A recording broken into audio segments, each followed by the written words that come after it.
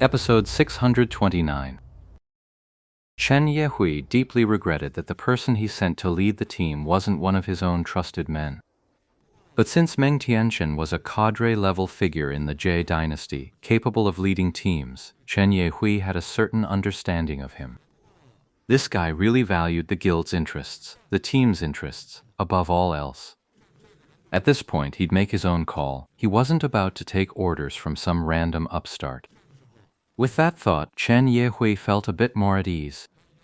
As he answered Meng Tianchen, he silently reminded himself, it was time to purge some dissidents.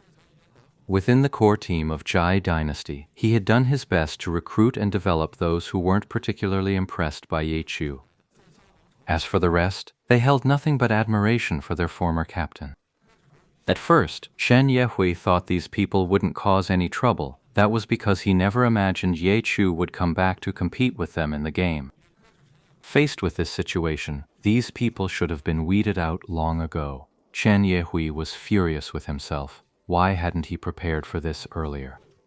Chen Yehui was extremely careful with his reply to Meng Tianchen. Meng Tianchen was still on the fence, someone he was keeping an eye on. Coming at a guy like that, with outright slander against Ye Chu, would only backfire. Ye Chu's contributions to excellent era were obvious to anyone with eyes. Overturning that with a few words wasn't going to be so easy. And to choose this particular moment made it even less likely. In Chen Yehui's eyes, Meng Tianchen wasn't the kind of blind fanboy who let his emotions get the better of him. So in the end, his instruction was to let Meng Tianchen weigh the options himself, with the guild's interests coming first. Guild interests first. In Meng Tianchen's eyes, Lord Grimm's directive didn't seem to align with that most practical of interests at all. Meng Tianchen hadn't spoken a word. Aside from the few who had instinctively slipped away at the start, no one else from the Jia dynasty made a move. Those few quickly realized how uncoordinated their actions looked and hurriedly pulled back.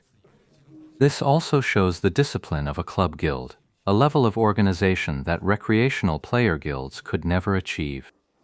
Within the Jia dynasty team, were there truly no supporters of Ye Chu?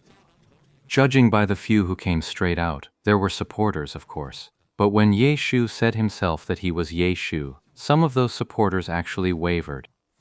Just like how Chen Guo nearly fell off her stool back then, Ye Chu's current demeanor didn't match the image many had of the great Ye Chu.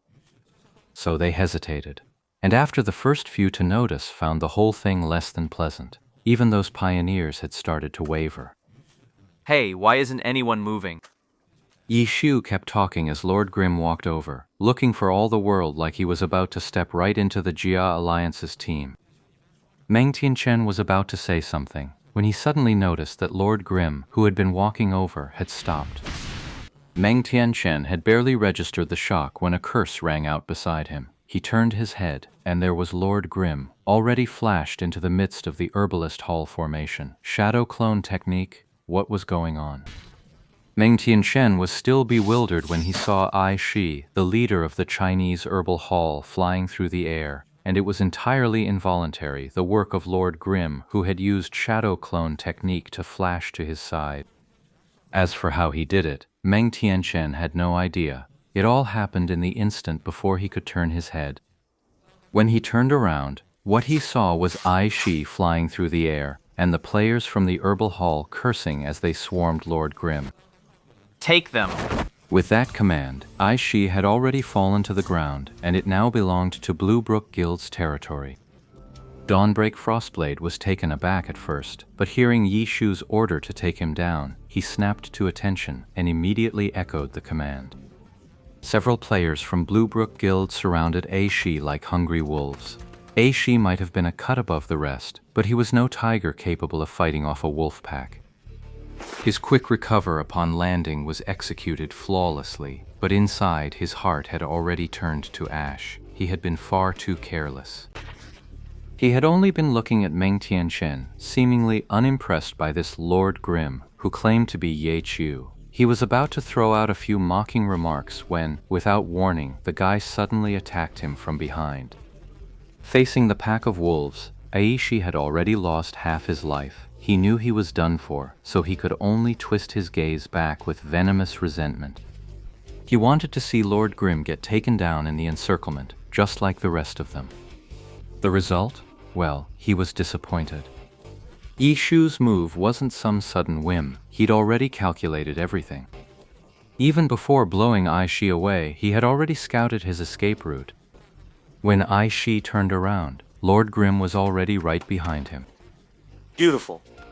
Shu Guangxuanbing let out a shout of approval, deployed his summon, and slipped past Lord Grimm on both sides, charging alongside a squad of Blue Brook Guild players to fiercely intercept the pursuing Herb Garden players.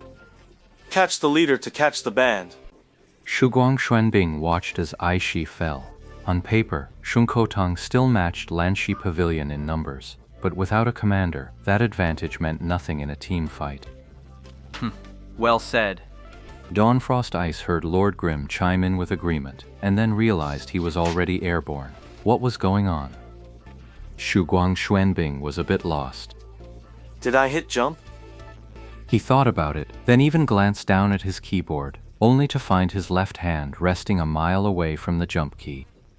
Then he heard a chorus of shocked and angry shouts. Why does that voice sound so familiar? That same furious shout had erupted from the Zhongsao Hall team just moments ago. Got it. Then he heard the same shout again, and Dawnbreak Frostbite slammed into the ground. He even forgot to use Quick Recover. When he raised his gaze again, all he saw were players bearing the Jiaowang Guild tag above their heads. Shu Guangxuanbing finally understood. He struggled like Ai Shi to turn his head back, but he couldn't. A cloth-wearing mage died faster than anyone else in that moment, and the leaderless team instantly split into two. The players of the Jia Dynasty Guild seemed to understand something in that instant. Kill! Everyone was shouting it. But what exactly were they shouting to kill? Have they reached a definitive conclusion? Chen Guo, standing by Ye Shu's computer, stared at him with her mouth wide open, while Ye Shu's face wore its usual unchanging calm.